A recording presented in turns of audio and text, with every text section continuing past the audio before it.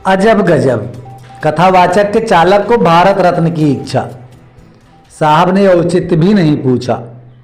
भारत रत्न की मांग करने वाला विनोद ई रिक्शा चलाकर परिवार का भरण पोषण कर रहा था। उसके दो बेटे हैं, एक बीए फाइनल में है और दूसरा बी फार्मा कर रहा है। 21 जुलाई को ई रिक्शा चोरी हो गया। इसके बाद वह एक कथावाचक का ड्राइवर बन गया और साधना भी करने लगा। साधना के दौरान उसके अंतर्मन से आवाज आई कि वह जो कर रहा है उसके लिए भारत रत्न मिलना चाहिए। नमस्कार, आप देख रहे हैं आर्य प्रयास। मैं हूं धर्मेंद्र शुक्ला। गोरखपुर में एक कथावाचक के वाहन चालक को साधना के दौरान अंतर्मन से आवाज आई कि उसे भारत रत्न मिलना चाहिए और उसने कमिश्नर कार्यालय में मांग पत्र दे दिया।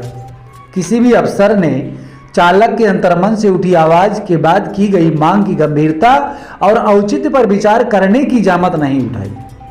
3 महीने में यह मांग पत्र अफसरों के टेबल से होता हुआ रिपोर्ट के लिए लेखपाल तक पहुंच गया। इस बीच सोशल मीडिया पर वायरल हुआ मांग पत्र चर्चा का विषय बना हुआ है। पिपराइच इलाके के महाराजा उत्तर टोला निवासी विनोद कुमार गौड़ ने कमिश्नर को संबोधित मांग पत्र में बताया है कि वह एक कथावाचक की गाड़ी चलाता है। संध्या वंदन के दौरान उसके अंतर्मन से आवाज उठी कि उसे भारत रत्न मिलना चाहिए। इसके बाद 30 सितंबर को उसने कमिश्नर कार्यालय में मांग पत्र दे दिया।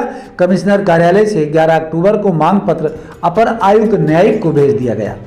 वहां से पत्र डीएम कार्यालय पहुंचा। अगले ही रोज 12 अक्टूबर को डीएम कार्यालय से सीडीओ को मार कर दिया गया। इसके बाद एसडीएम सदर और तहसील के अन्य अफसरों के यहाँ से होते हुए रिपोर्ट के लिए पत्र लेखपाल के पास पहुंच गया। अफसरों के दस्तखत और मोहर के साथ मांग पत्र मादतों को बढ़ाया गया है। लेखपाल ने आवेदक से संपर्क किया है। बकौल विनोद, लेखपाल ने उसके कामकाज के बारे में पूछा है कि किस काम के लिए भारत रत्न दिया जाना चाहिए। वहीं विनोद सांसद से भी गुहार लगा रहा है। कथावाचक का ड्राइवर बना तो करने लगा साधना। भारत रत्न की मांग करने वाला विनोद ई रिक्शा चलाकर परिवार का भरण पोषण कर रहा था। उसके 2 बेटे हैं, एक बीए फाइनल में है और दूसरा बी फार्मा कर रहा है। 21 जुलाई को ई रिक्शा चोरी हो गया। इसके बाद वह एक कथावाचक का ड्राइवर बन गया और साधना भी करने लगा। साधना के दौरान उसके अंतर्मन से आवाज आई कि वह जो कर रहा है उसके लिए भारत रत्न मिलना चाहिए। सबसे पहले पुलिस के पास लेकर गया था मांग पत्र। विनोद सबसे पहले मांग पत्र लेकर पैडलेगंज चौकी पर गया था। विनोद का कहना है कि वहां पुलिसकर्मियों ने प्रार्थना पत्र पढ़ा और उसे गंभीरता से नहीं लिया। आपस में बातचीत करने लगे कि ये भारत रत्न क्या होता है। बकौल विनोद, मैं समझ गया कि मेरी बातों को गंभीरता से नहीं ले रहे हैं। इसके बाद मैं कमिश्नर के पास गया। वहां पर भी मेरी बात अनसुनी की गई, लेकिन फिर मांग पत्र देने को कहा गया।